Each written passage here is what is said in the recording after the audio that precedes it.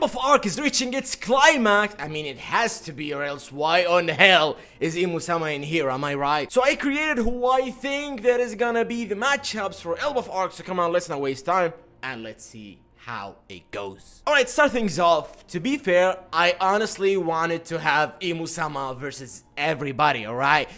But since I know that you guys are probably gonna be mad on this because you want your faves to be included, so I'm gonna include your faves, which is hopefully is gonna make you happy, okay? But if you want like my real opinion is I'm gonna have Imu-sama, which is Gonku versus everybody, bro. Bring them on. The Luffys, the Lukis, the Zoros, the Sanjis, the Jinbeis, the everybody versus Imu-sama. And I'm gonna have Imu-sama, let's say, destroying them all, okay?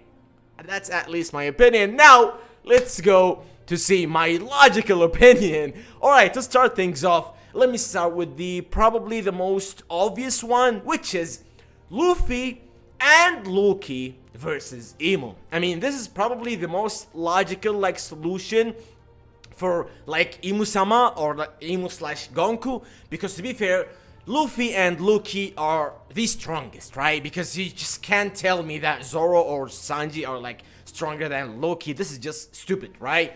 So the strongest characters in Elbaph, because Copacabana is probably like dying, so they are Luffy and Loki, which is like the good guys, right? The good side of Elbaph, not the bad side, the Holy Knights, the Emus, these guys, okay? So I'm gonna have Luffy and Loki versus Imu-sama, which is because when you think about it, Loki is actually so mad at Gonku because of what she's done to him.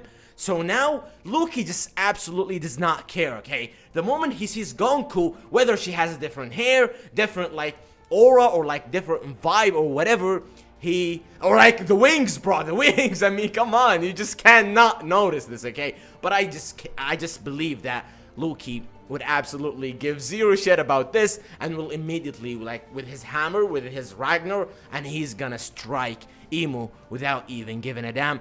But Imu is gonna absolutely destroy Loki. Like, unfortunately, I think this is gonna happen, and then it's gonna leave us with Imu versus Luffy, aka Imu versus Joy Boy, which is the absolute ultimate battle that everybody is waiting to see, am I right?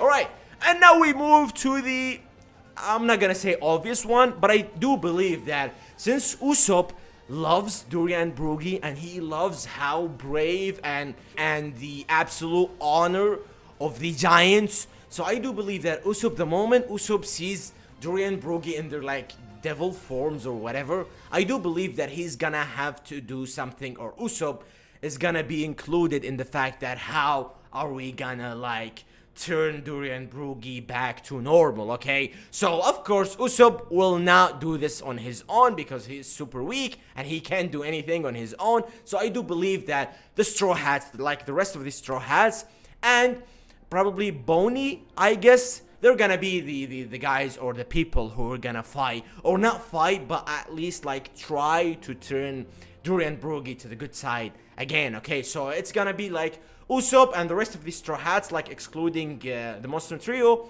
and probably Boney in her like Nika form, if it's like possible, I guess. Alright, so I guess this is it for like Durian Brugi, because it is insane. How is it gonna be even possible for the Straw Hats, or for at least like Usopp, to turn him back? But I've seen some theories like talking about when the Nika form hits, it's gonna free everybody from the sadness, the evil they're turning into, which includes Durian Brugi and the other giants who turned into like evil, the evil side of them, or like the devil's form, okay? If this happens, like this is gonna happen with Luffy and that's it, okay? Or probably with Boney, I don't know. But if like this theory is correct, or if it's gonna happen, which is Nika frees everybody, then we don't need Usopp, but like at least the way Usopp is gonna talk to them might actually like turn them at least, or like make them think again, not like fully robotic as they are right now, I think, if that makes sense. And now let's turn to the final fights, which I do believe is gonna happen, which leave us with the final two Holy Knights, because they're absolutely gonna do something about it, right? They're not just gonna let like Imu or like Imu/Gonku just fight it alone. They're gonna definitely do something, which is I do believe that Sanji is gonna fight Summers. Yes, as much as Summers is absolutely trash right now, but you just cannot compare Scopergaban to the current Sanji, am I right? Because he's nowhere near like the strength or the power of Scopergaban.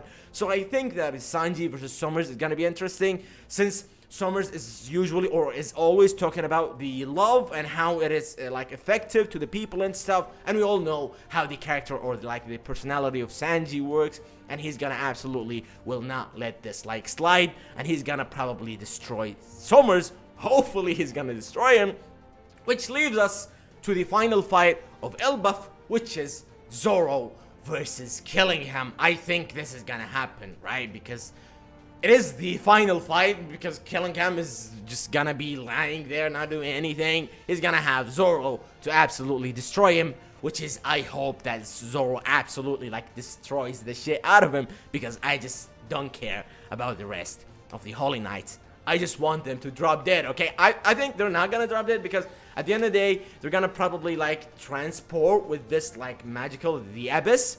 They're gonna get back to Meridra like nothing happens. Like nothing happened, because they just simply immortal and they don't die, am I right? So I guess this is it. This is how Elbaph is gonna work, in my opinion. This is how the matchups of Elbaph. Like I said, if it's on me, I'm gonna have Emo versus everybody. I know some people are saying that, but it's like the embodiment of Emo. This is not like the full power of Emo. I mean, bro, even if this is like the 50% of how Emo's powers are, I do believe that 50% of Emo is just enough to destroy everybody on Elbaph, right? I do believe that. I mean, I don't know if it's up to me, I'm gonna have this like scenario, which is Emo versus everybody. But I know, because some of you guys just you guys like to see your faves like fighting the stronger characters and stuff, so you all want to see like your faves fighting Emo and stuff, which is, I think that it doesn't make sense. At least like we've seen Sanji and Egghead trying to fight Saturn, he absolutely couldn't do shit.